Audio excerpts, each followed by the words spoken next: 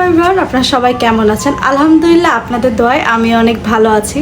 তো আজকে আমি একটা জিনিস বানাবো, মানে ফুড আপি একটা ভিডিও দিয়েছিল মানে আমের, তো ওইটা আগে আমি আপনাদেরকে দেখাই, দেন আমি আপনাদেরকে দেখাচ্ছি। এই যে এই ভিডিওটা আমি আমার হাতের এই পাশে দিয়ে দেবো উপরে, তো দেখে নেন। ভূত একটা রেসিপি বানাইছি।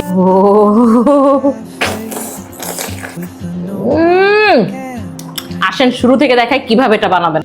আমি পুরো ঘেমে শেষ, কারণ অনেক বেশি গরম। আমি ফ্যানটা অফ করে দিছি, তা না হয়তো আপনারা আমার ভয়েসটা অনেক ভালোভাবে শুনতে পাবেন না। তো ফার্স্টে আপনারা যেটা করবেন, এরকম দুইটা আম নিয়ে নেবেন, মানে বেশি পাকাও না বেশি কাঁচাও না।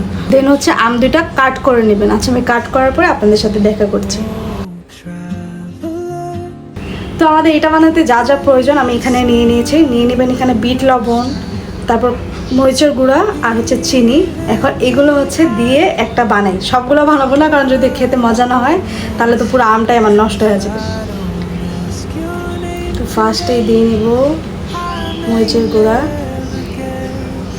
না, আমি আপনাদেরকে ব্যাক ক্যামেরা করে দেখাই, তাহলে বেশি ভালো দেখা যাবে।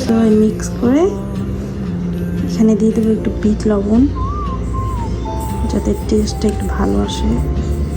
এটা মিক্স করে দিব এইভাবে। আমরা দেবো এই চিনিটা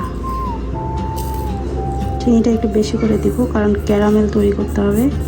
তো এরপরে যে মেন কাজটা, এটা এখন আমটা পোড়াতে হবে।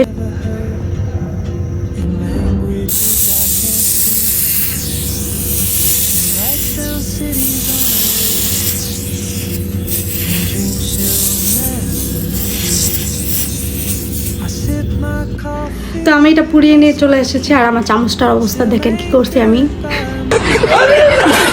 তো ফাইনালি এটা হচ্ছে এখন ট্রাই করার পালা, যে সত্যি এটা মজা কি মজা না।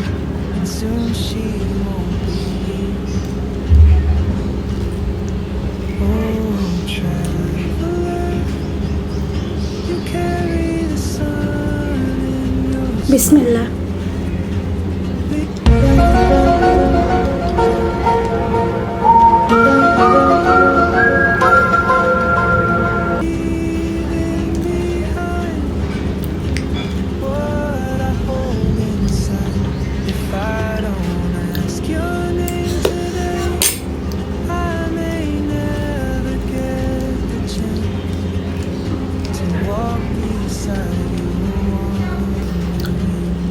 ও ভাই, এটা সত্যি অনেক মজা।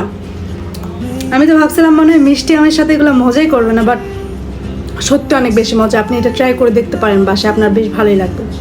তো ভিডিওটা ভালো লাগলে লাইক কমেন্ট শেয়ার করে পাশে থাকবেন। আপনি যদি আমার পেজে নতুন হয়ে থাকেন অবশ্যই পেজটাকে ফলো করে দিবেন।